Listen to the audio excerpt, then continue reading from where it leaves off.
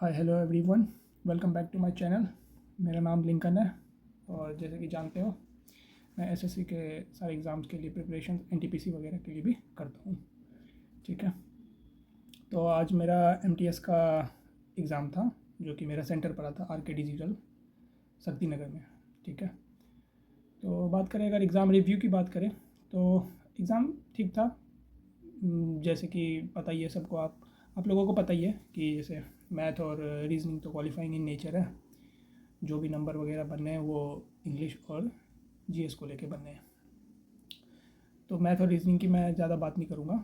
ठीक है, क्या क्या था क्वेश्चन वो मैं ओवरव्यू दे देता हूँ। मैथ बहुत इजी था, ऐसा कुछ एक भी क्वेश्चन ऐसा फंसने लायक नहीं था कि हाँ आप जिसमें पैनिक कर जाओ, या फिर पैनिक तो इसमें खैर क्या ही करेगा कोई भी, ये तो मतलब क्वालिफाइंग इन नेचर है तो कोई पैनिक वैनिक नहीं करेगा, हर कोई क्वालिफाई कर लेगा इसको आराम से। तो मैथ में आप इतना टेंशन लेके मत जाओ। मैथ में कोई किसी को दिक्कत नहीं होगा। जो एवरेज से एवरेज बच्चा है वो भी आराम से क्लियर कर लेगा, मतलब कोई भी कर लेगा क्लियर आराम से। मेन बात करते हैं हम जीएस को लेके और इंग्लिश को लेके। तो अगर जीएस की पहले बात करें तो जीएस में जो क्वेश्चन थे 25 में से मैं अपनी बात करूं तो मुझे ऐसे क्वेश्चन ठीक लगे। मेरे को कुछ थे ऐसे ऊट पटांग क्वेश्चन भी थे जो कि मेरे को लगा कि प्रीवियसली वो थोड़ा मतलब पीछे का जीएस पूछ रखा है। जीएस मतलब यार वो करंट अफेयर बेसिकली पूछ रखा था पीछे का। तो 4-5 क्वेश्चन ऐसे थे जिसमें कि डाउट में मैंने लगाया है। ठीक है, बट उसमें से मैंने चेक किया, उसमें से 2-3 ठीक भी है, 2 तो मेरे ख्याल से ठीक है, एक का मेरे को याद नहीं आ रहा था। 2 क्वेश्चन उसमें से ठीक है, 2 क्वेश्चन शायद गलत है उसमें से। तो जीएस का भी पोर्शन ठीक था, मिडिवल से भी पूछ रहा है वो, और करंट अफेयर से क्वेश्चन पूछ रहा है वो, और मिनरल्स वगैरह के बारे में क्वेश्चन पूछ रहा है कि एक कोई मिनरल से रिलेटेड क्वेश्चन था जो कि मेरे को अभी तो याद नहीं आ रहा, बट हाँ मिनरल्स वगैरह से क्वेश्चन आ रहा है। और आपका करंट अफेयर हो गया, हिस्ट्री से आ रहा है। आपका पॉलिटी का मेरे को एक भी क्वेश्चन देखने के लिए नहीं मिला। पॉलिटी में नहीं, पॉलिटी में एक भी क्वेश्चन नहीं था।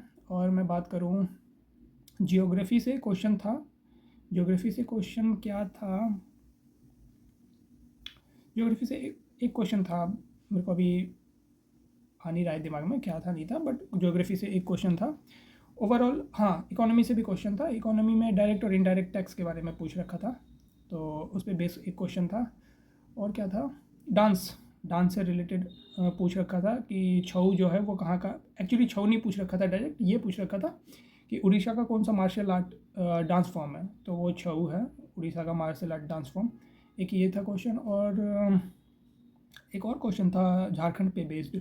हाँ झारखंड पे बेस्ड ये क्वेश्चन था कि हार्वेस्टिंग में कौन सा डांस, कौन सा फेस्टिवल या फिर डांस फॉर्म, शायद सरहुल उसका आंसर सही था, सरहुल ऐसे कुछ करके था। तो आप एक बार चेक कर लेना, देख लेना आप क्या है। तो ये डांस हो गया। और घराना से एक क्वेश्चन था, घराना हो गया। और स्पोर्ट्स स्पोर्ट्स से मेरे ख्याल से क्वेश्चन मेरे को अभी याद नहीं आ रहा, क्वेश्चन स्पोर्ट्स से तो नहीं था बेसिकली। और और अगर मैं बात करूँ किस चीज़ से था, तो देखो एक तो डांस आ रहा है, डांस फॉर्म आ रहा है। घराना एक आप देख लेना, घराना से आ रहा है। पॉलिटी नाके का मतलब आ ही नहीं रहा है, पॉलिटी मेरे में था ही नहीं, एक भी क्वेश्चन नहीं था पॉलिटी से रिलेटेड। हिस्ट्री देख लेना आप, हिस्ट्री में मिडिवल वाला हिस्ट्री आप देख के चले जाना, मोर देन इनफ है, मिडिवल से ही पूछ रहा है वो। और इकोनॉमी देख के चले जाना, इकोनॉमी से भी क्वेश्चन बन रहे हैं। और ज्योग्राफी का ये डैम वगैरह से रिलेटेड क्वेश्चन एक बार देख लेना, और डैम हो गया और नेशनल पार्क वगैरह हो गया, इससे रिलेटेड देख लेना। और हाँ एक बीच के बारे में पूछा था, ज्योग्राफी से रिलेटेड ही क्वेश्चन समझ लो इसको। तो बीच के बारे में पूछा था, एक कोई केरल का बीच था जिस पे अभी हाल ही में कोई फेस्टिवल वगैरह ऑर्गेनाइज हुआ है, उस बीच पे उसी से रिलेटेड करंट अफेयर से रिलेटेड था, इसलिए उसको पूछ लिया गया। केरल का वो बीच था।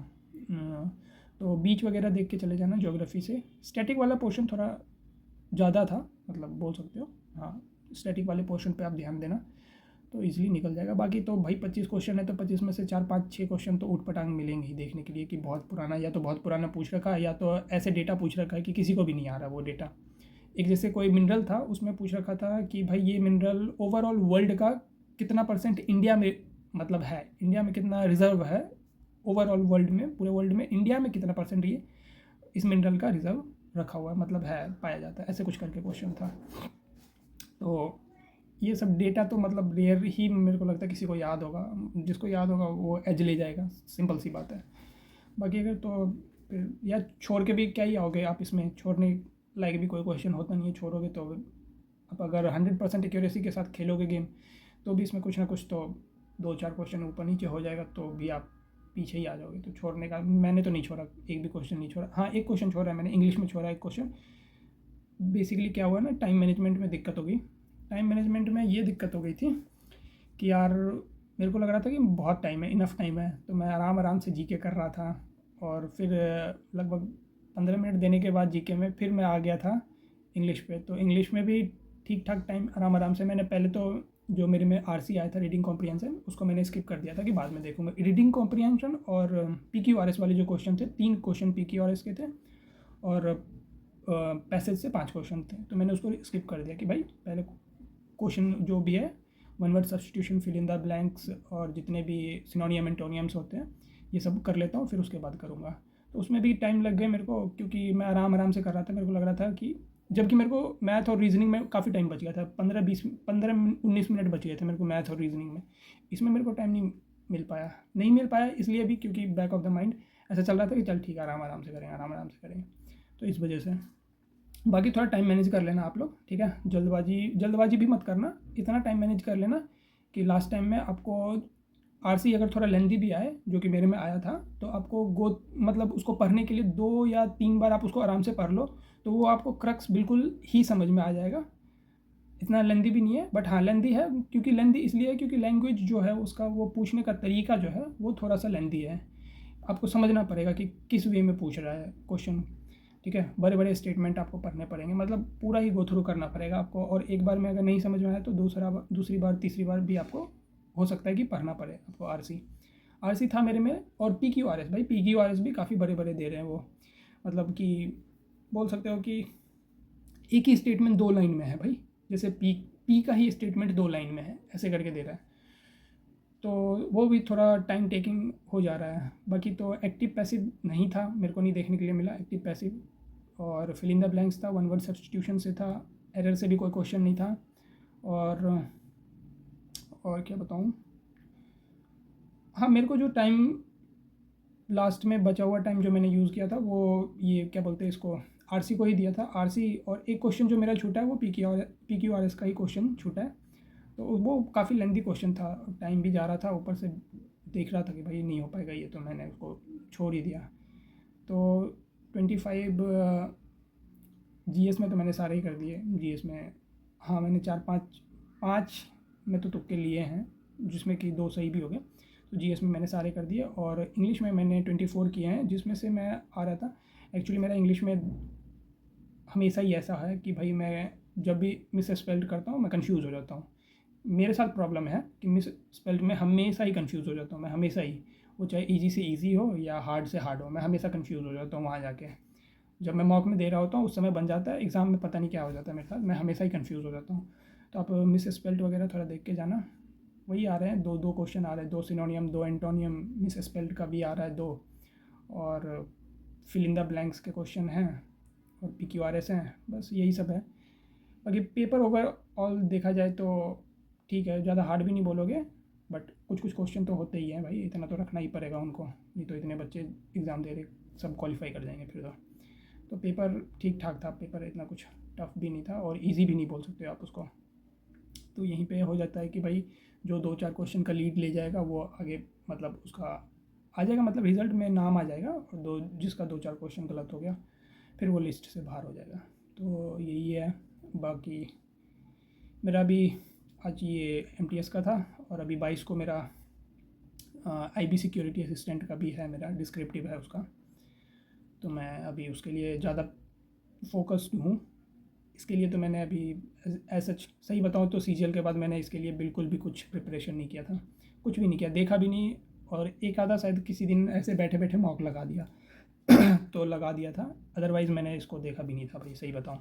मैंने सोचा यार CGL एक्चुअली मैंने इसीलिए रिव्यू नहीं बनाया क्योंकि इतना ख़राब और इतना गंदा मेरा एग्ज़ाम गया था कि मेरा मन ही नहीं किया कि यार क्या ही बनाऊँ इसके ऊपर, तो मैं फिर इसीलिए मैंने नहीं बनाया। बाकी कभी और होगा तो फिर बताऊंगा सीरियल में कि कितना ख़राब मैंने किया है, क्या कितने कितने। मेरे को तो याद भी आ जाता है, याद करने का भी मन नहीं करता, छोड़ो हटाओ उसको। तो अभी मेरा आईबी सिक्योरिटी असिस्टेंट का है, 22 को पेपर है, सबको पता ही होगा सबको।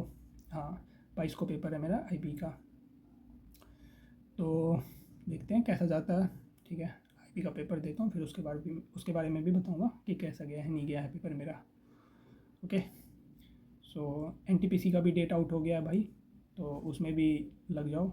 एक्चुअली क्या है ना, मैंने यूपीएसआई के लिए भी फॉर्म भर रखा है, तो यूपीएसआई और बैक टू बैक फिर एनटीपीसी है, तो दोनों ही मतलब एग्ज़ाम में, क्योंकि पता ही है यूपीएसआई में चलो मैथ और रीजनिंग आप कुछ हद तक कर लोगे, सीजीएल वाले कर लेंगे।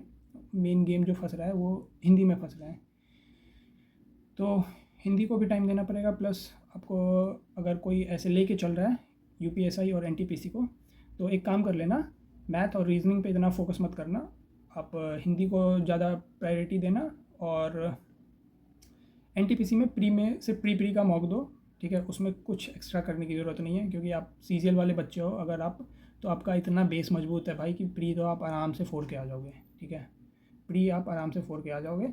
आपको बस अगर दोनों चीज़ लेके चल रहे हो, यूपीएसआई और एनटीपीसी, तो आप यूपीएसआई में हिंदी पे फोकस कर लो, और एनटीपीसी में आप जीएस पे फोकस कर लो, वो भी मेंस वाले जीएस पे, ना कि प्री वाले जीएस पे। ठीक है, सो मिलते हैं अगली वीडियो में, तब तक के लिए गुड बाय। और चैनल को लाइक शेयर और सब्सक्राइब ज़रूर कर दीजिएगा। Thank you.